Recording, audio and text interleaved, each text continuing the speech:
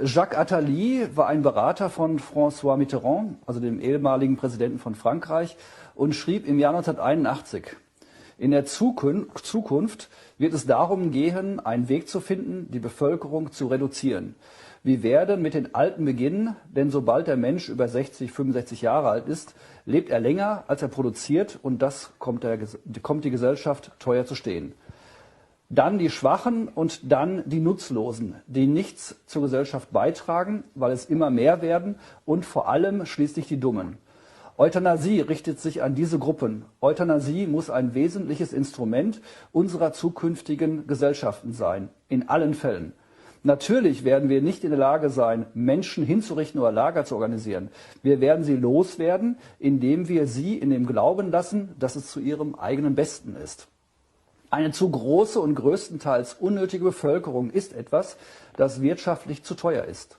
Auch gesellschaftlich ist es für die menschliche Maschine viel besser, wenn sie abrupt aufhört, als wenn sie allmählich verkommt. Wir werden nicht in der Lage sein, Intelligenztests an Millionen und Abermillionen von Menschen zu bestehen. Das können Sie sich vorstellen. Wir werden etwas finden oder verursachen. Eine Pandemie, die auf bestimmte Menschen abzielt, eine echte Wirtschaftskrise oder nicht, ein Virus, das die Alten oder die Älteren befallen wird, es spielt keine Rolle. Die Schwachen und die Ängstlichen werden erliegen.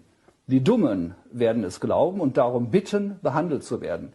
Wir werden dafür gesorgt haben, die Behandlung geplant zu haben, eine Behandlung, die die Lösung sein wird.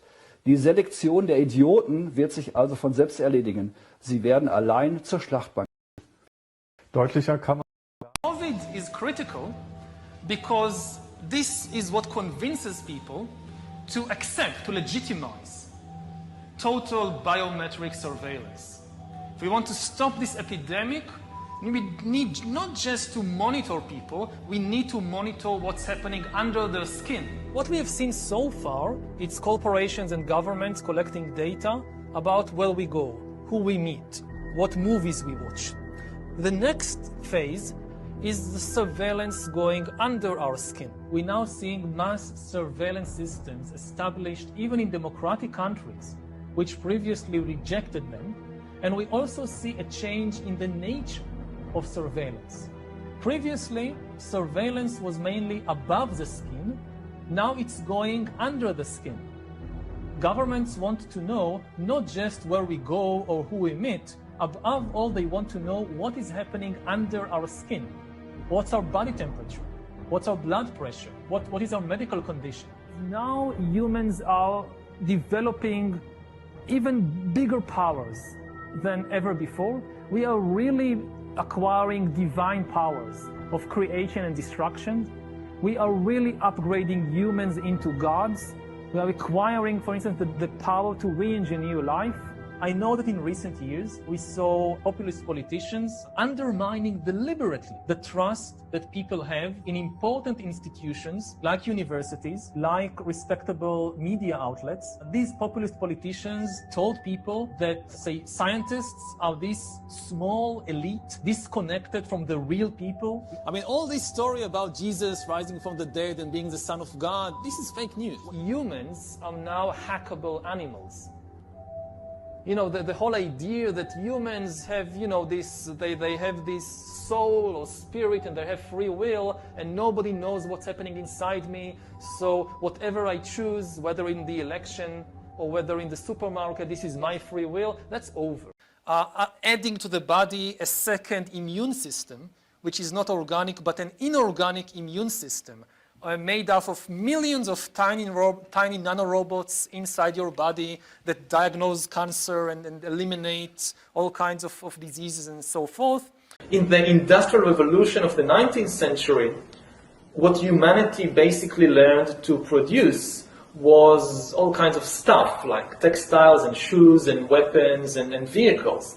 And this was enough for very few countries that underwent the revolution fast enough to subjugate everybody else.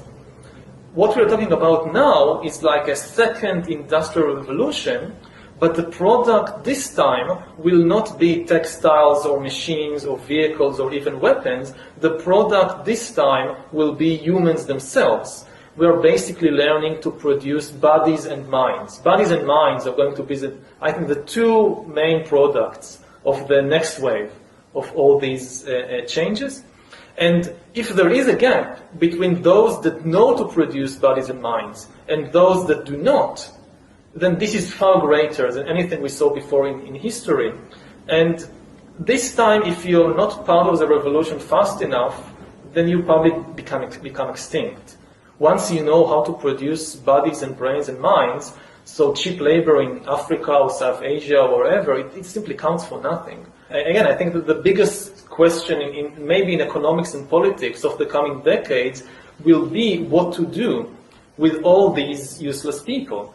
Will be what to do with all these useless people. With all these useless people. I don't think we have an economic model for that. My best guess, which is just a guess, is that food will not be a problem. With that kind of technology, you will be able to produce food to feed everybody. The problem is more boredom and what to do with them and how will they find some sense of meaning in life when they are basically meaningless, worthless.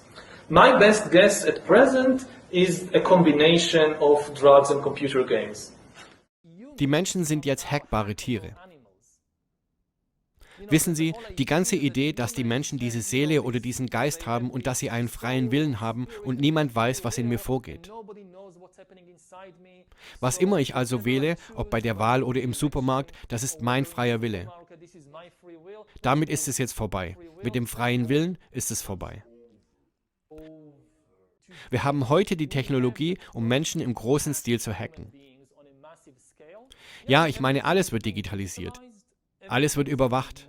In dieser Zeit der Krise muss man der Wissenschaft folgen. Es wird oft gesagt, dass man eine gute Krise nie ungenutzt verstreichen lassen sollte, weil eine Krise eine Gelegenheit ist, auch gute Reformen durchzuführen, denen die Menschen in normalen Zeiten niemals zustimmen würden.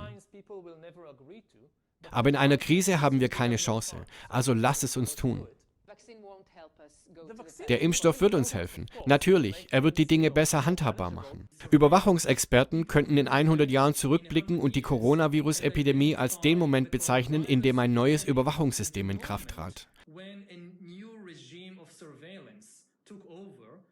Das ist meiner Meinung nach die vielleicht wichtigste Entwicklung des 21. Jahrhunderts. Die Fähigkeiten, Menschen zu hacken, unter die Haut zu gehen, biometrische Daten zu sammeln, sie zu analysieren und die Menschen besser zu verstehen, als sie sich selbst verstehen.